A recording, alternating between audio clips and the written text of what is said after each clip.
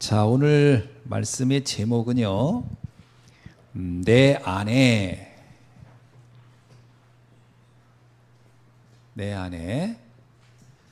보호자의 망대를 세우라.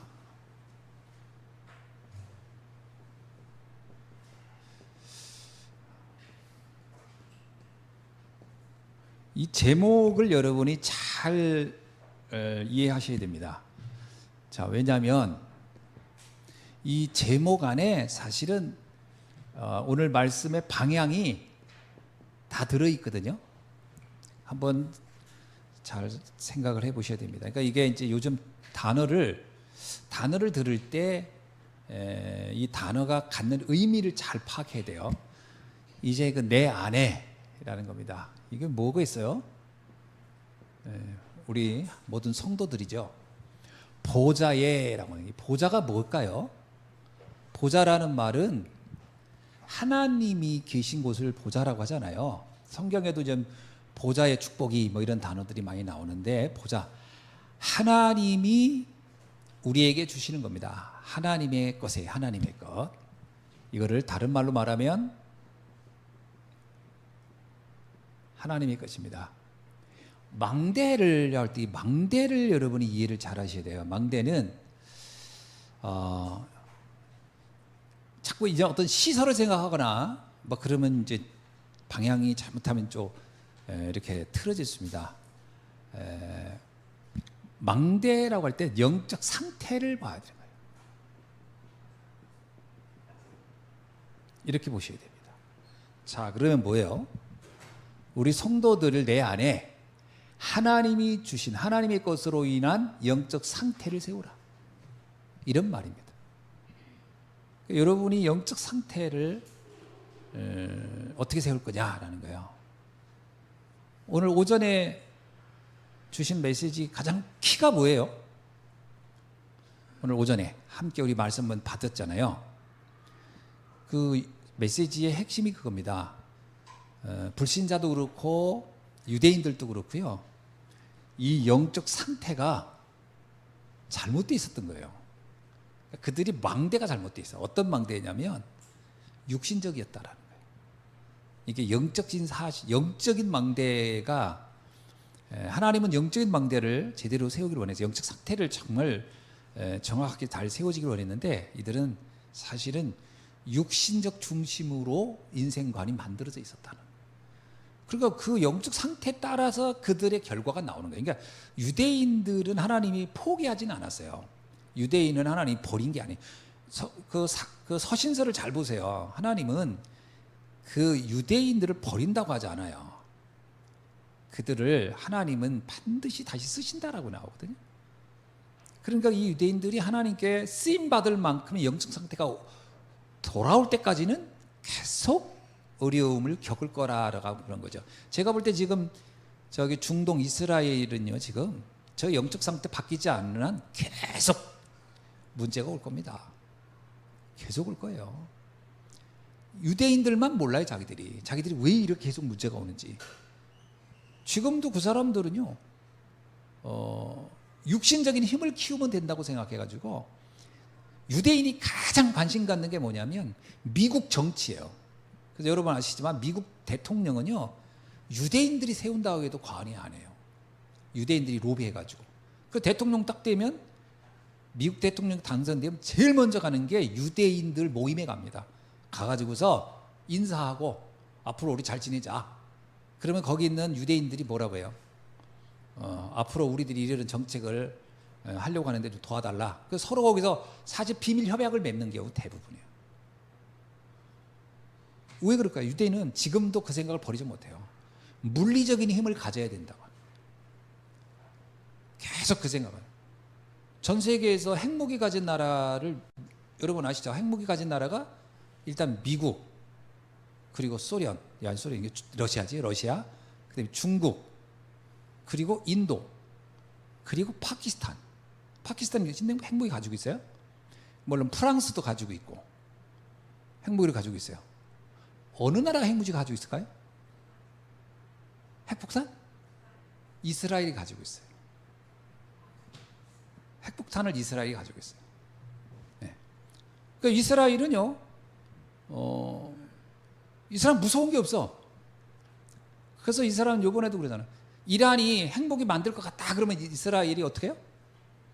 이스라엘은 우리나라 같으면 그러면 막 하지 말아라, 안 돼, 막 이럴 거잖아요. 유대인은 그렇게 안 해요.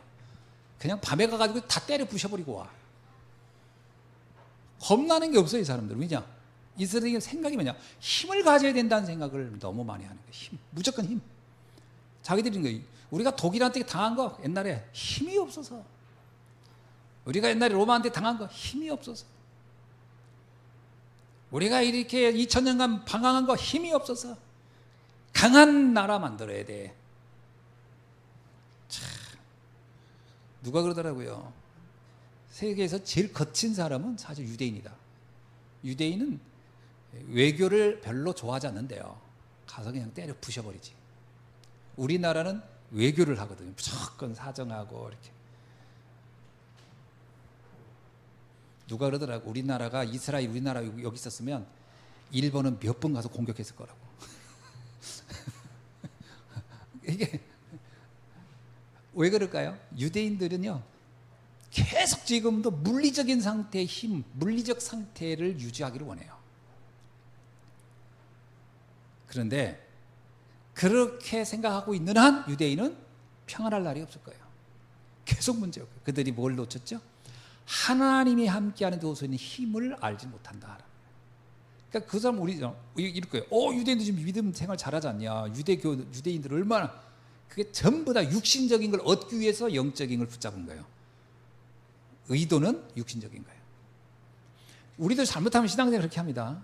육신적인 거 얻고 싶어서 하나님께 매달리는 식.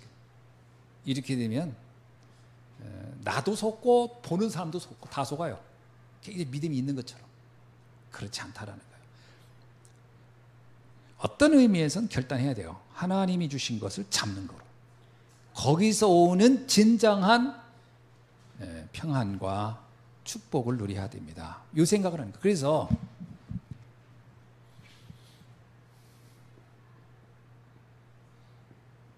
결국은 영적 상태잖아요. 이 영적 상태를 누리기 위해서, 이것을 갖기 위해서 우리가 하는 것 중에 가장 중요한 게 기도라는 거예요. 어떤 면에서 기도는요, 잘 이해해 보세요. 기도가 뭘 주세요라기보다는 내 영적 상태를 점검하는 게 더 중요해요. 자 보세요. 다윗이 자기 아들 압살롬이 반란에 도망갈 때 우리는 이렇게 기도할 거예요. 우리가 만약에 다윗이면 하나님, 압살롬 마음을 바꿔주세요. 압살롬이 빨리 마음을 바꿔서 저 악한 마음을 돌이키게 해주세요. 그리고 압살롬을 옆에서 부추겼던 저 장군들, 하나님이 전부 다 그들을 다 정리해 주세요. 그리고 내가 이 늙은 나이에 이렇게 지금 나라가 이렇게 불안한 상태, 하나님 저에게 건강 주셔서 나라를 또 평안하게 다 다스릴 수 있도록 장수의 복을 주시고, 기도는 많이 할 거예요. 이런 기도. 그 다음에 나라가 혼란하니 국가가 좀 부강해서 모든 걸 다 다스릴 수 있도록 그런 일들 할 수 있도록 힘을 주세요. 뭐 이렇게 기도하지 않았겠어요? 우리 기도 제목은 그렇게 나가잖아요. 맞아요, 맞아요? 그럼 그 기도가 틀린 기도 같아요, 맞는 것 같아요? 되게 그럴듯하잖아요. 근데 다윗은 뭐라고 기도하냐면, 압살롬 얘기는 0.1%한 번도 안 합니다. 일단 압살롬은 단어도 안 써요. 뭐라고 하냐? 여호와는 나의 목자시니 나는 부족함이 없습니다. 왜냐면 그거는요, 압살롬이 저런다는 거 하나님도 알고 나도 알고 세상이 다 알아. 그의 상처가 있음 때문에 그를 여기 부추긴 사람들, 그 사람, 이거 압살롬이 굉장히 육신적인 사람이었거든. 그 육신적인 사람이기 때문에 저럴 수밖에 없는 걸 다윗은 너보다 잘 알아요. 하나님이 알아서 그건 알아서 할 문제고, 나는 뭐냐? 내가 그것 때문에 내가 흔들리면 안 된다. 나를 지킨 거예요. 망대. 내 안에 하나님의 것으로 영적 상태를 세우는 것이 모든 것을 좌우한다고 본 거예요. 결국은요, 모든 반란은 다 진압되고 누구를 중심으로 다시 뭉쳐요? 결국은 흔들리지 않는 다윗 중심으로 다시 다 뭉쳐서 국가를 다시 평안하게 합니다. 그건 아는 거예요. 이게 뭐 막 어떻게 해달라 해서 되는 게 아니라 영적으로 쓰면 나머지는 다 마무리되는 거예요. 이 망대가 세워져야 됩니다. 가정에 문제가 있으면 우리는 어떻게 해요? 저 문제 해결해 주세요. 저거 처리해 주세요. 하지만 그거보다 더 중요한 건 뭐냐? 어떤 상황에도 흔들리지 않는 나의 영적 망대가 세워지면 나머지는 정리돼요.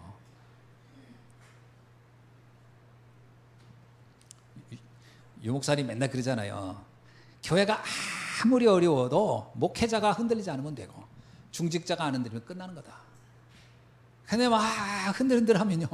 이제 마치 이빨에 그 흔들려 이빨이 뽑아지는 것처럼 이제 그다음부터 뭐 불안해가지고 뭐가 안 되는 거예요. 영적 상태를 세우는 거. 그래서 기도하는 거예요. 내용을 뭐로 잡냐? 첫 번째가 뭐냐면 성삼위 하나님이 지금도 나와 함께. 성삼위 하나님이 나와 함께 한다는 건 뭐예요? 성부 하나님, 성자 예수님, 성령 보혜사가 지금 나와 함께. 하나님이 삼위일체는 인간을 구원하기 위해서 모든 것이 거기에서 성삼위 하나님의 존재는 인간의 구원을 위해서 이 성부 하나님, 성자 예수님, 성령 보혜사의 역사가 다 이루어지는 거예요. 그러면 나의 과거, 현재, 미래는 성삼위 하나님과 함께하는 동안 다 끝나는 거예요. 그 얘기입니다. 그러면서 두 번째는 뭐예요? 두 번째는 하나님이 주시는 보호자의 능력 속에서 내가 할 일을 하는 거예요. 그죠? 내가 다른 거 할 필요 없어요. 보호자의 능력에서 하는 게 뭐예요? 하나님 나라. 이 하나님 나라를 누리면서 그 하나님 나라가 전해지는 거예요. 그 237이고. 그것이 전해지면 이거는 시공간 초래에서 전해질 것이고 여기에서 전무후무한 역사, 우리가 상상할 수 없는 일들이 이루어질 거라고 보는 거예요. 이게 보호자의 능력으로 느끼는 거예요. 이게 전부 다 영적 상태 하니까 나의 상태예요. 내가 흔들리지 않으면 다 문제가 안 돼요. 세 번째는 뭐냐? 3시대를 살리는 겁니다. 여러분 3시대가 뭐예요? 과거, 현재, 미래 시대입니다. 이거를 살리는 거예요. 과거의 가장 대표적인 문제가 뭐예요? 근본 문제잖아요. 현재의 가장 큰 문제는 사단의 문제예요. 미래의 가장 큰 문제는 뭐예요? 지옥의 심판이에요. 이 문제가 끝난 거예요. 쉽게 말하면 저주와 재앙이 나와 상관이 없는 거예요. 3시대를 치유해버리는 거예요. 네 번째는 이게 오해하면 안 돼요. 우주시대 했더니 이제 뭐 별나라까지 가는 거냐, 그런 의미가 아닙니다. 이 우주라고 하는 것은 뭐를 염두에 두냐면 지구를 염두에 둔 거예요. 지구. 여러분 지금 우리가 세계보고마라는 단어를 다른 각도로 말하면, 전에는 세계보고마 하면 약간은 지형적 개념으로 이렇게 지리적인 개념에서 이 대륙에서 저 대륙으로 이렇게 지리적인 개념으로 확산되어 가는 느낌이 이제 세계보고마란 말이에요. 이제 우주라는 개념은 뭐예요? 동시대적으로 전 지구촌이 하나가 돼요. 그 단어를 쓸 때 우주적인 거예요. 전 지구촌이 하나로 동시에. 지금은요, 옛날에 우편이 전달될 때는 어땠어요? 여기서 어떤 소식이 저기 가는데 시간이 엄청 걸려요. 왜? 일단 우편이 넘어가고 계속 인편으로 가야 되니까. 그게 이제 좀 빨라진 게 뭐예요? 이제 배가 움직인거나 기차가 움직이거나 이렇게 이제 말이 움직일 때는 좀 빨라갔죠. 말로 갈 때. 걸어갈 때는 더 늦었고. 이제 이게 빨라진 건 비행기였죠. 그리고 더 빨라진 건 뭐예요? 이제 전신, 전보. 이제는 인터넷으로 좀 굉장히 빨라졌습니다. 근데 앞으로는 인터넷도 아니라는 거예요. 그냥 동시적으로 그냥 다. 전 세계가 동시에 다 복음. 지금도 시차는 있잖아요. 뭐 이렇게 아프리카가 알게 되는 시간, 뭐 유럽이 아는 시간, 남미가 아는, 지금도 시차는 계속 존재합니다. 사실 아무리 빠르다 하더라도 이게 좀 있거든요. 시차가. 가끔 그거 여러분 생각하세요. 뭐 BTS가 공연을 하는데 티켓을 판매한다 그러더니 동시에 사람들이 팍 들어가면 그게 다운돼 버리는 거예요. 그게 왜 그러냐면 동시가 안 되는 거예요. 이게 수만 명이 팍 들어가면 버그 걸려가지고 안 돼. 쉽게 말하면 동시적인 일이 잘 안 되는 시대예요. 사실은. 그래서 그거 굉장히 큰 문제라고 하잖아요. 제가 저번에 덕평 가가지고 그때가 뭐더라, 무슨 행사 때, 해가족 때인가 화요집회 때인가, 선교대회 때구나. 선교대회 때 덕평 가가지고요, 끝나자마자 이제 목사님들 연락해가지고 식사 장소 막 알리려고 어디로 오세요. 덕평이 전화가 하나도 안 돼.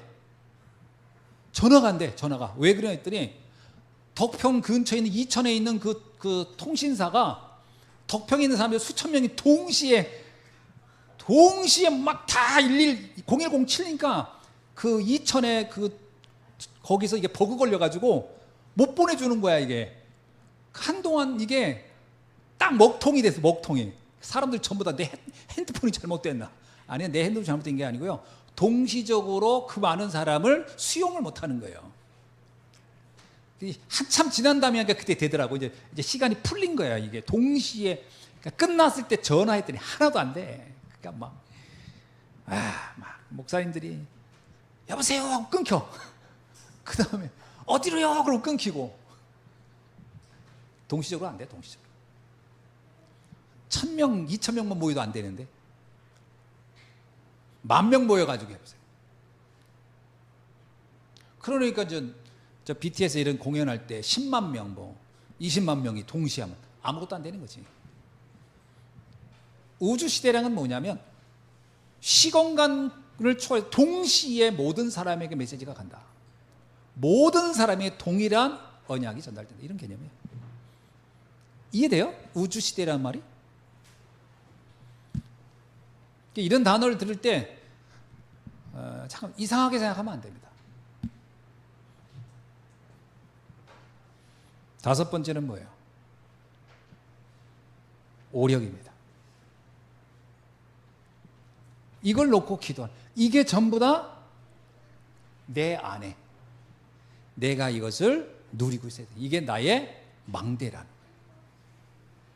이런 비밀을 가지고 무너지지 않는다면, 그래서 이걸 놓고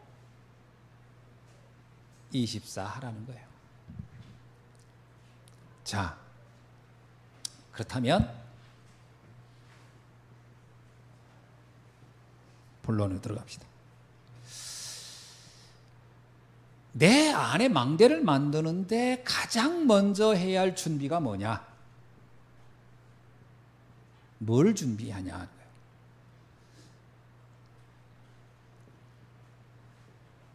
하나님의 은혜를 준비하는 거예요. 하나님의 은혜를 받을 준비라는 거예요.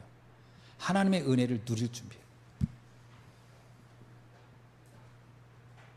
잠언 18장 10절에 보니까 여호와의 이름이 망대라 그랬어요.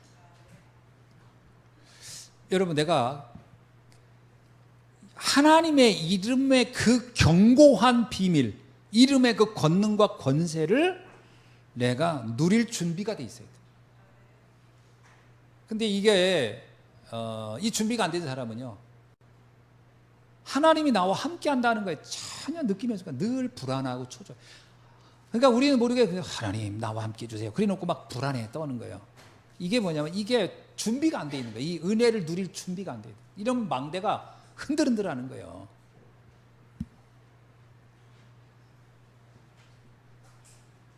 고린도후서 10장 4절로 5절. 여기 보면은 이제 사단의 망대가 우리 안에 있다라는 거예요. 이걸 빨리 바꿔야 돼요. 사단의 망대가 어떤 걸까요? 여기 이렇게 나와요. 10장 4절로 5절을 봐. 우리의 싸우는 무기는 육신에 속한 것이 아니요 오직 어떤 견고한 진. 여기서 어떤 견고한 진, 어떤이 뭐냐면 사단의 견고한 진이라는 거예요. 그러니까 사단의 망대를 말하는 거예요. 이 사단의 망대를 무너뜨리는 하나님의 능력이 있어야 된다. 그러면 하나님의 능력이 내게 와서 어떻게 진을 무너뜨리냐? 여기 보면요. 첫째가 모든 이론.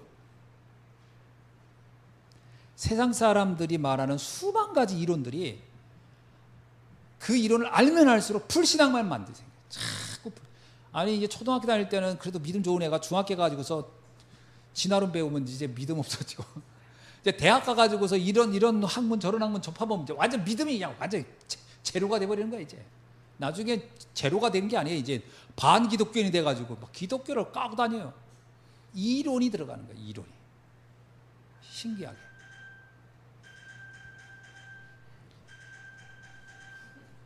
저렇게 이제 지금 까는 거예요, 우리를.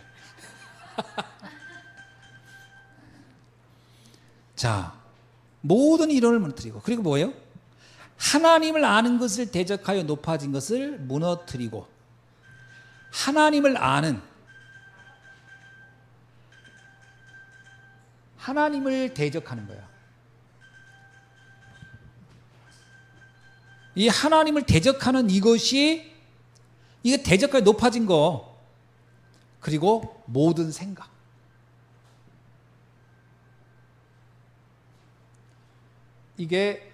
이것들을 무너뜨릴 수 있는 영적인 비밀을 가지고 있어야 되는 겁니다.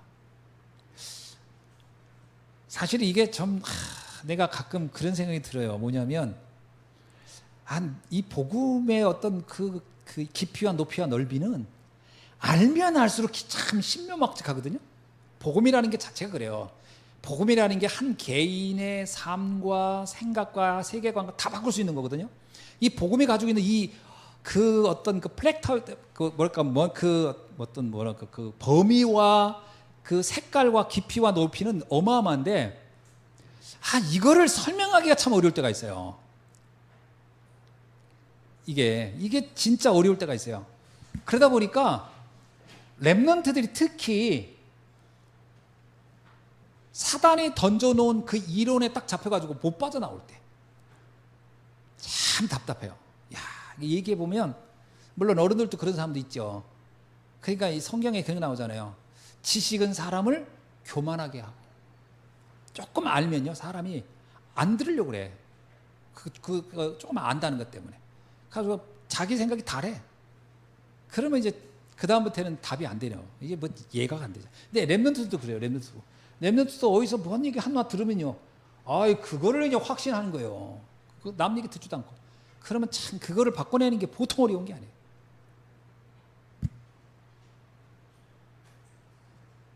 세 번째입니다. 우리에게 베드로전서 2장 9절이죠. 아름다운 덕을 선포하는 망대. 이게 우리가 준비할 망대다. 두 번째 우리가 뭘 준비하냐면 내 안에 준비해.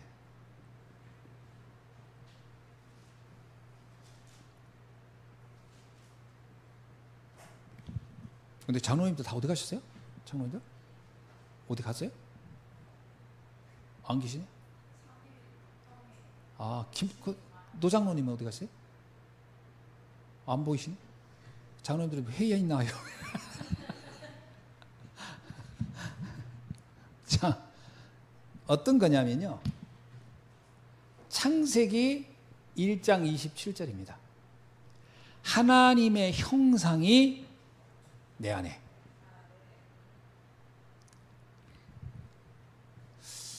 이게 진짜 제가 그 전에 그 케냐 갔을 때 그 일본 선교사 여자분인데 선교사요. 여자분인데 선교사인데 케냐 남자하고 결혼을 했더라고.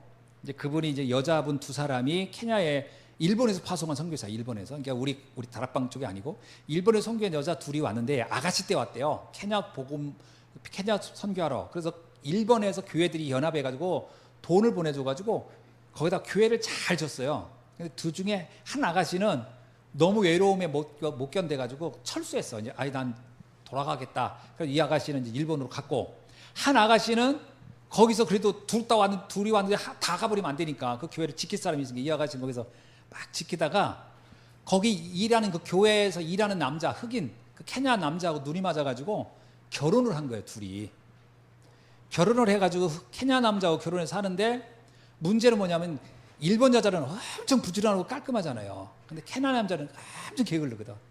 아니 그 남자만 그런가 봐. 다른 남자 케냐 남자 다 그러면 안 되고 그 남자는 게을른가 봐. 그러니까 이게 안 맞는 거야. 이 여자, 이 깔끔한 일본인 여자와 케냐 남자의 그 남자하고 이게 안 맞는 거예요. 성격적으로나 모든 이 라이프 스타일이. 그러니까 이 여자가 그것 때문에 스트레스가 너무 많은 거니까.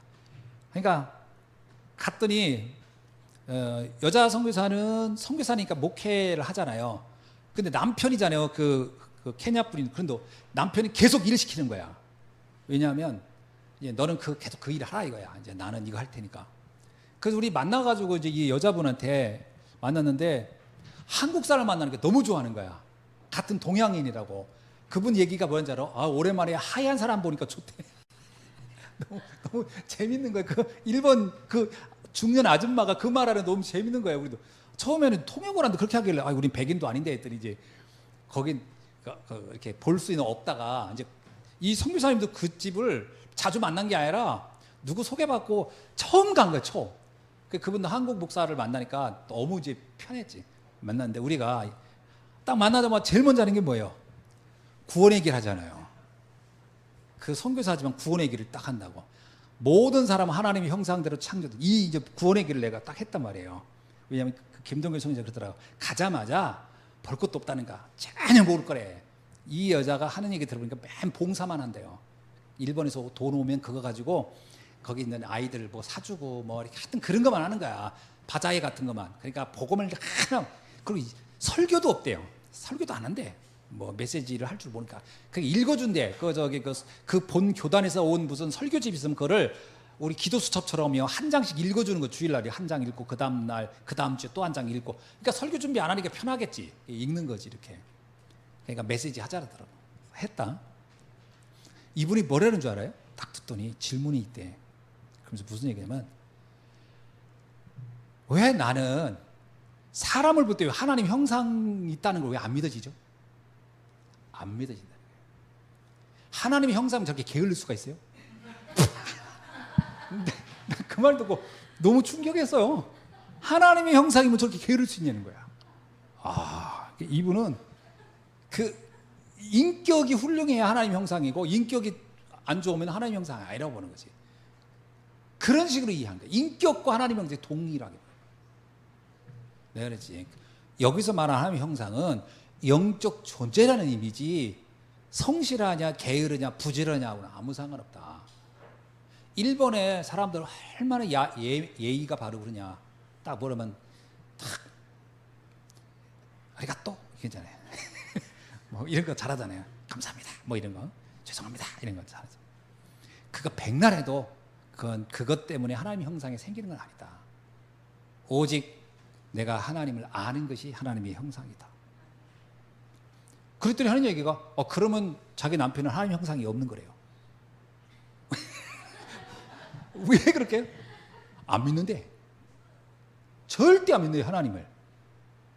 그런 사람이 하나님을 안 믿으니까 저렇군요 그러더라고. 남편 데리고 오라고 그랬어요. 우리가 복음 전하겠다고. 그때 먼저 그냥 놔두세요 저렇게 살게. 이야 나 진짜 충격했어 그때. 김동규 선교사님이 나가더니 막 부르는 거야 그 남자를. 뭐 하여튼 이름이 있을 거 아니에요. 뭐라고 남편이 뭐냐 그러더라고. 그 남자가 오더라고요. 왔는데 괜찮아요. 키도 엄청 크고 잘생겼어.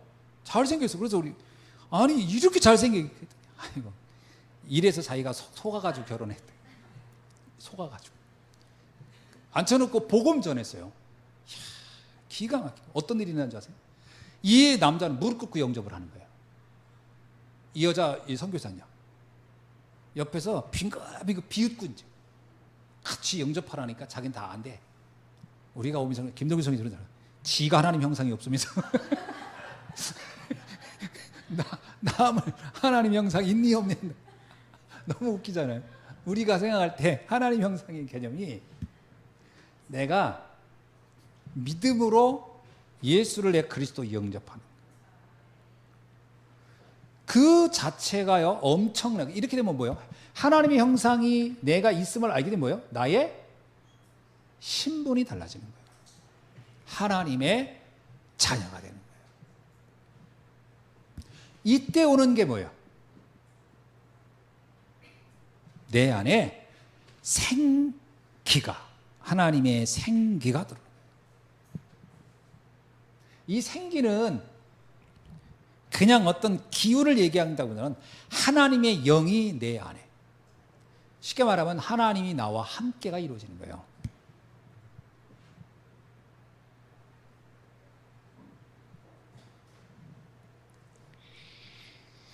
그래서 요한복음 20장 22절에서도요 뭐라고 하냐면 예수님께서 숨을 내쉬며 말하기를 성령을 받으라 이렇게 나왔어요. 그게 무슨 뜻인 것 같아요? 이거를 분강사들이 본인이 마치 예수님인 것처럼 성령 받아라 그러거든요. 그 예수님이니까 한 거고 그 목사가 분강사가 성령 받으라 한다고 성령이 가나요? 성령은 인격적인 영이고 하나님의 영인데 그게 무슨 말입니까? 성령 받아라 이게 뭐예요? 우리에게는 성령이 함께하지 않으면 안 된다는 거예요. 성령이 함께해야 할 존재라는 뜻입니다. 성령 내주가 필요한 게 인간이라는 거예요. 그러니까 인간이 성령이 함께하지 않는 것은 정말 이건 죽은 영이에요. 그래서 에베소 2장 1절에 나와요. 죄와 허물로 죽었더니요. 죄와 허물로 죽었다는 얘기는 그 안에 생기, 하나님의 영이 빠져나와 버린 거예요. 죽은 존재.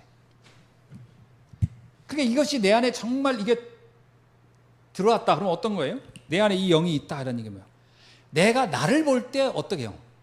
이게 너무 이게 내가 놀라운 존재인 거예요.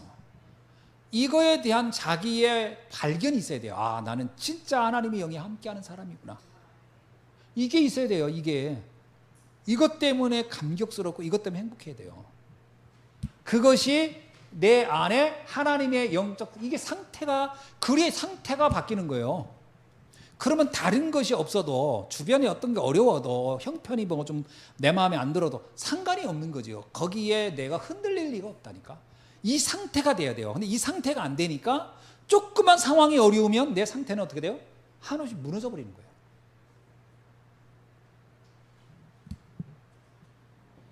세 번째, 내 안에 교회의 망대예요.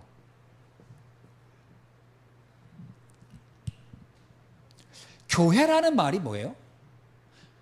이거는 예배당이라는 개념이 아닙니다. 교회라는 말과 예배당은 달라요. 예배당은 건물적 개념이고 교회는 하나님이 함께하는 그 자리예요. 근데 교회의 특징이 있어요. 성령 내주라는 단어와 교회라는 것과 뭐가 다를까요? 생각해 보셨어요?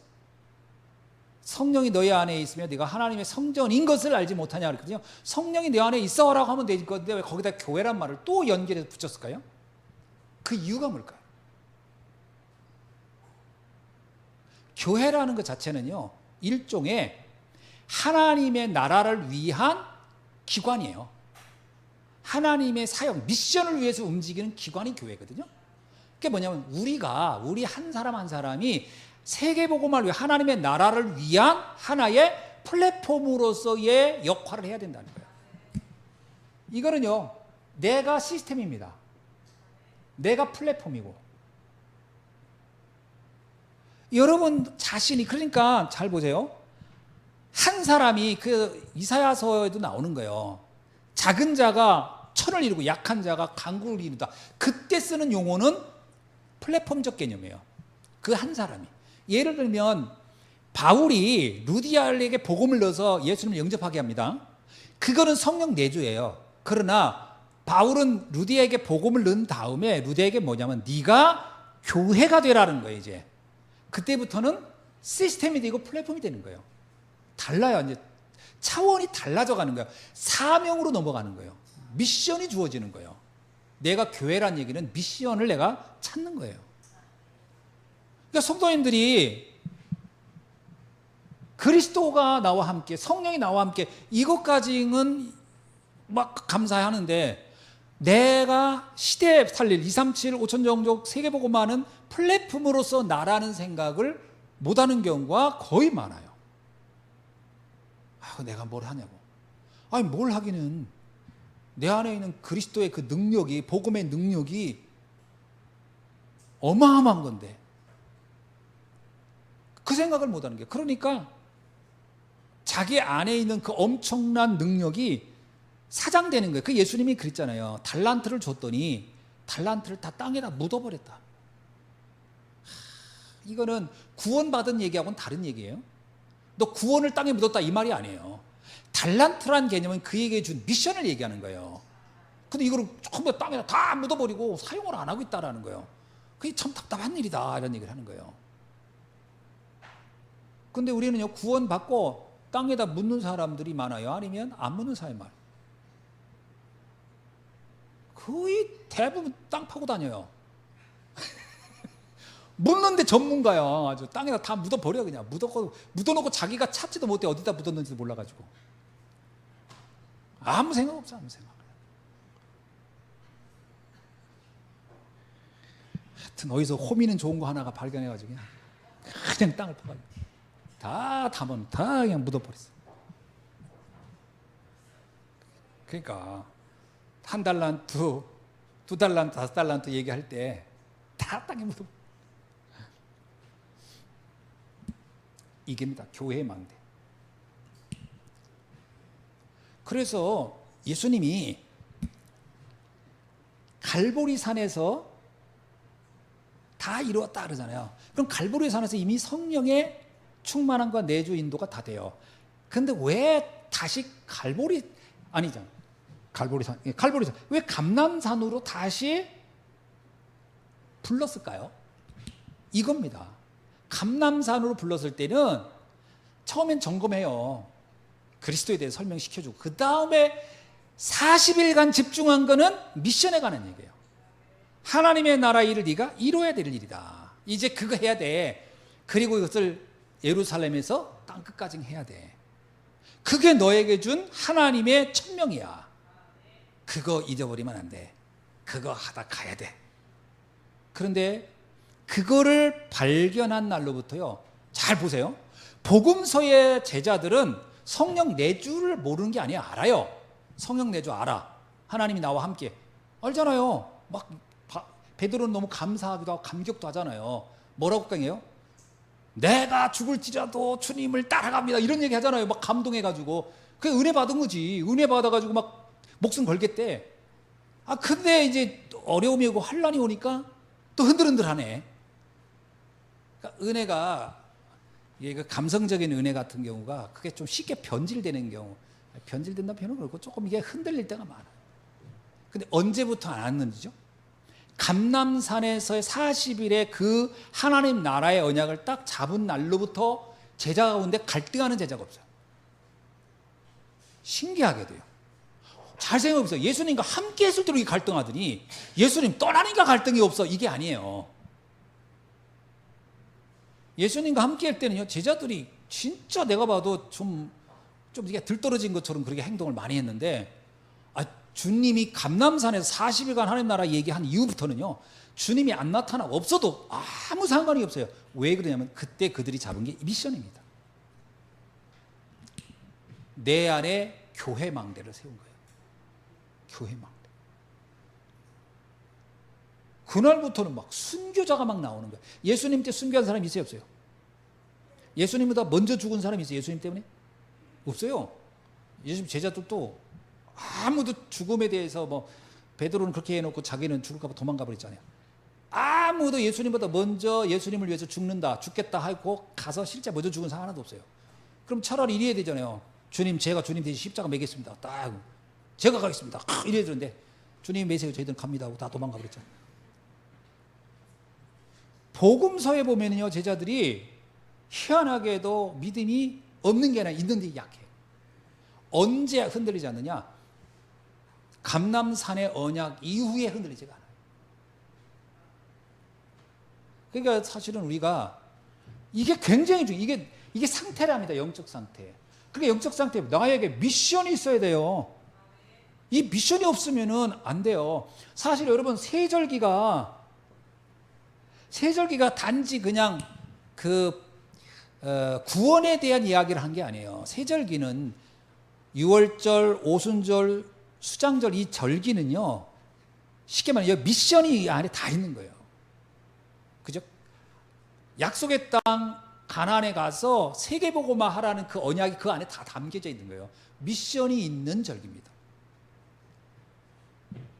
그래서 초대교회 성도도 보세요. 마가다락방에서 그 언약 잡은 날로부터 어떤 일이 일어나냐면요, 그 잡은 날로부터 일어난 일이 15나라 문이 열리기 시작합니다. 미션이 막 이제 성취되기 시작합니다. 그래서 우리가 미션을 먼저 잡으셔야 돼요. 자, 하나님이 우리에게 어떤 미션 줬죠? 우리에게 준 미션이 뭘까요? 우리 보고 똑같아요. 사도행전 1장 8절이 우리의 미션이에요. 복음 전하는 겁니다. 그걸 해야 우리는 안 흔들려요. 그래서 여러분에게 전도는 사실은 나를 가장 강하게 세우는, 망대를 세우는 최고의 지름길입니다. 복음 전하셔야 돼요. 복음 전하지 않으면 눈물 흘리면서 믿음이 좋아 보여도 의외로 환경이 싹 바뀌면요, 굉장히 쉽게 흔들리는 것이 바로 이 미션이 사라졌을 때예요. 미션 잡으셔야 됩니다. 아멘. 그래서 어떤 면에서 영적 상태를 말할 때 영적 상태가요, 우리의 이 미션과 굉장히 깊은 관련이 있어요. 누가 그러더라고, 믿음이 좋으니까 내가 전도해. 아닙니다. 믿음이 좋아서 전도하는 게 아니고 전도를 하면 믿음이 좋아져요. 무슨 말인지 아세요? 그러니까 믿음이 안 좋아서 전도를 안 하는 게 아니라니까, 전도를 해야 믿음이 좋아지는 거예요. 그러면요, 뭐라고 표현할 수 없는데, 그래서 우리가 전도하면 전도 현장에 제일 먼저 받는 은혜는 내 자신이 영적인 확신을 제일 먼저 갖게. 이 복음이 이거 대단한 거구나. 이야, 복음이 이런 능력이 있구나. 어떻게 복음이 이렇게 사람을 바꿀까? 이걸 봐야 이 복음에 대한 이 확신이 있는데 이걸 안 하잖아요. 그럼 복음의 능력이라는 게 말로는 계속해도 이게 느낌이 없어요. 느낌이. 그래서 믿음이 자꾸 떨어지는 거예요.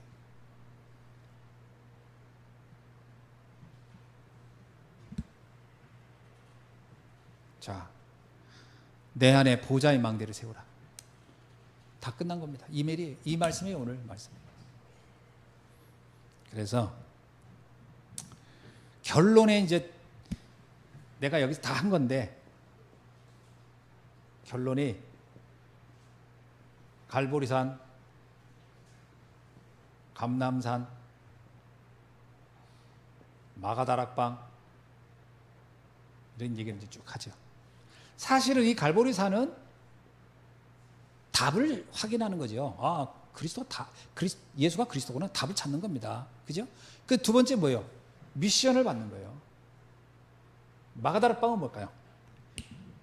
미션을 성취하는 과정이 내 지식이 아니에요. 신기하게도 나는 그냥 예수가 그리스도라고 전했는데, 이런 때 있잖아요. 전할 때 이런 게 있어요. 복음을 전하면서 내가 이런 생각을 하는 거예요. 이거 이 사람 안 바뀔 것 같아. 표정 보니까. 그리고 안 받아들이는 것 같아. 이럴 때가 있거든요. 제가 그런 경우 몇 번 있었는데, 그 박수정 권사님 처음에 복음 전할 때도 약주 한잔 하고 봤는데 이거 되겠나. 왜냐면 이거 생각을 하는 거지. 나도 하면서 표정을 보는 거지. 도리어 그때 두 분이 왔는데 한 분이 얼마나 뜨겁게 받더니 그분은 막 아멘, 아멘, 따라하기, 예, 아멘, 막. 야, 저분에게 역사하겠구나 싶었거든. 근데 불꽃이 이렇게 튀어가지고 옆으로 박수영 목사님한테 이 성령의 불이 들어가고, 또 한 번은 이창문 집사님 내가 복음 전할 때야.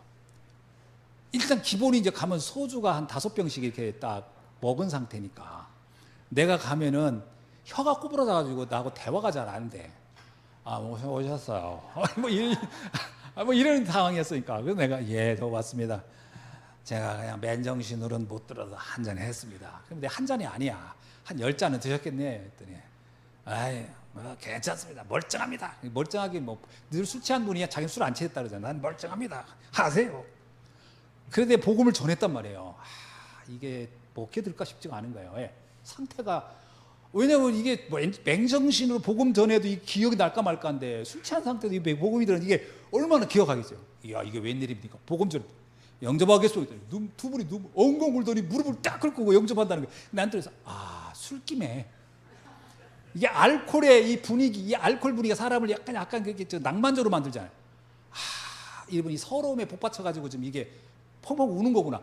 영접 기도문 하면서도 나도 되게 당황스러운 게 뭐냐면 이게 진짜 성령이 역사할까? 이런 상황에서 성령이 역사할까? 술 한잔 한 상태 영접이 과연 이게 효과가 있을까? 근데요 신기하죠. 그리고 그 다음날 가서 다시 막 우는 거예요. 막 너무 감사하다는 거예요. 우리도 하나님 자녀된 게. 근데 표현은 너무 정확해요. 멀쩡할 때 하는 사람들이 영접했을 때 고백보다 훨씬 더 진실한 거야. 야 이거 뭐가 있겠구나. 그 다음날 다시 약속 잡았어요. 그랬더니 그 다음날은 수치에 너무 몸이 안 좋아가지고 못 만난다고 그래서 한 2, 3일 후에 이제 간 거예요. 내가 갔더니 두 분이 앉아있는데 한 잔 또 하셨어. 왜냐하면 지난번에 내 앞에서 울어가지고 너무 민망해가지고 제정신으로 나를 못 만나겠다는 거예요. 그래서 한 잔 또 한 거예요. 왜냐하면 그 민망함 때문에. 그래서 이거 이해하겠어. 이번에는 2병 한 분씩 각 한 병씩을 한 거야. 그전엔 각 5병씩 하다가 이제 이는 각 한 병씩만 드신 거지. 그러니까 내가 이제 이건 좀 얘기가 되겠다. 그랬더니 이번에는 이제 예의를 좀 차리시더라고요. 물도 딱 갖다 주고 막 이렇게 딱 하면서 앞에 테이블도 이제 안주 먹던 거 다 치운 상태고 깨끗하게 해놓고 이제 이렇게 다. 왜냐면 이제 먹은 거 내고 병 보면 아니까. 복음 다시 전했어요. 진짜 나 깜짝 놀랐어요. 목사님, 지난번 저는 말씀 듣는데 확신이 왔던 거예요. 내가 하나님 자녀가 됐구나. 여러분 저는요 이게 진짜 이게 하나님의 능력이 아니고서는 일어날 수가 없는 거예요. 성령의 역사가 아니고서는 안 돼요. 그래서 내가 아는 거예요. 이게 우리가 복음을 전한다 할 때, 미션을 전하고 복음을 전한다 할 때 내 힘으로 하는 게 아니다. 내 힘은 내 입은 하나님이 쓰실 뿐인 거고 성령께서 그의 깊은 곳까지 통달케 하시는 성령께서 하시는 거예요. 그러니까 얼마나 성령께서 급했으면 맨정신으로 나를 만날 수가 없으니까 주님께서도 성만찬할 때 쓰셨던 그거를 활용해가지고 딱 복음을 들을 수 있도록. 저는 그때 생각했어요. 복음 앞엔 어떤 것도 장애물이 없다. 우린 우리의 편견이다. 뭐 사람이 뭐 진실해야 된다. 자세가 좋아야 이것도 다 틀린 말이다. 아무 상관. 에티오피아 내시 보세요. 그냥 가다가 들었는데 완전 사람이 변해버려요. 꼭 어디 그 커피숍에 앉아가지고 진지하게 얘기해야 되는 것도 아니고 그냥 말 타고 가는 중에 옆에서 쓱 한마디 했는데 이게 이 사람의 영혼을 확 사로잡았어. 쉽게 말하면 불살라버린 거죠. 확. 성령의 능력.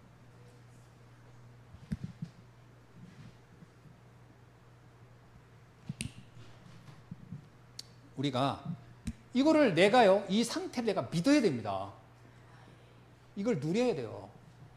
나는 이런 사람. 그러니까 여러분은 어떤 사람이냐라고 할 때, 내가 이 복음을 가지고 있는 사람이고, 이 복음을 전할 사람. 아무것도 막힘이 없어요. 그러니까, 예를 들면 우리 집안이라고 해서 안 된다. 이것도 아니에요. 그건 아무 상관없습니다. 내가 잘 아는 사람이라, 그것도 그건 내 생각이지. 우리는 내 생각으로 사람을 자꾸 이렇게 평가하는 거지. 이거 되겠다, 안 되겠다, 이 사람은. 그건 내 생각이에요. 하나님은 전혀 상관없어요. 노예가 왕한테 가서 복음 전했잖아요. 요셉이 보디발에게, 바로 왕에. 상관없어요. 하나님이 시간표가 되면 어떤 수단을 통해서도 하나님은 역사하신다. 믿으셔야 돼요. 이게 바로 마가다락방의 오순절날의 이미 이름에 그날 하나님은 역사하면 아무도 막을 자가 없는 거죠. 그러니까 우리는 바로 이 세 가지의 축복 속에 있는 사람들이다. 기도하겠습니다. 하나님 감사합니다. 오늘 우리가 정말 하나님의 능력을 완벽하게 믿고 내 안에 하나님이 주시는 영적인 최고의 상태, 보좌의 망대를 세우는 축복을 누리게 하옵소서. 예수 그리스도의 이름으로 기도하옵나이다. 아멘.